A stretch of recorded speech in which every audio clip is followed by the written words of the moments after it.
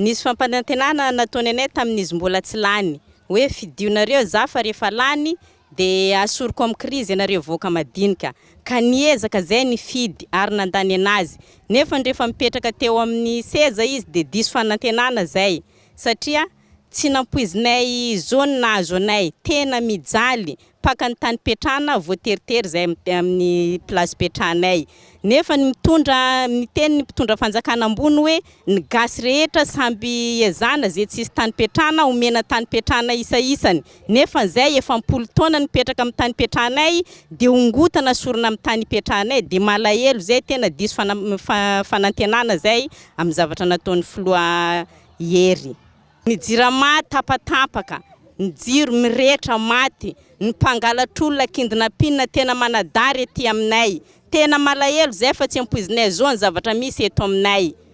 Ka mba miangavy anareo mpitondra fanjakana mba jereo nareo kaiky zay fa tena mijaly mihitsy zay vahoaka madinika. Izay moa zany le teo amin'ny fifidianana dia diso fanantenana be zay satria nisy toko be azonay dia hoe raha zany eo dia ataoko an'izao ny vahoaka madinika ny tanora tsy anasa.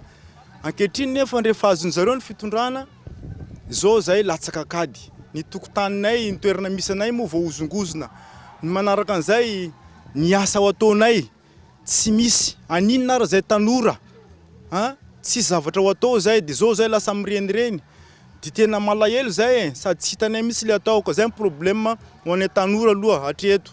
Fitondrako aloha tena diso fanantenana zay satria zahay dia niaraka tamin'ny président Andry Rajoelina avy aminazy no nifidianana anazy. Nefa amin'izao fotoana zao zay mijaly sahirana. Lazaina fa hoe droit mpianatra efana nefa hatramin'izao mbola tsisy zavatra voaomana mihitsy ary mahatsiaro tena sahirana zay. Fa zay kosa tsy halany amin'ny président Andry Rajoelina jusqu'à farany. Zay fa fitondrana zao aloha tena voafitaka zay premier tour zahay dia fa nifidy anazy deuxième tour mbola niaraka aminazy. Nefa zao zay mbola tsy misahirana mihitsy zay mijaly diso fanantenana zay vahoaka. Tsy nampoizinay fiainanay tena na bazary vao maisa mia crise zahay zao ty.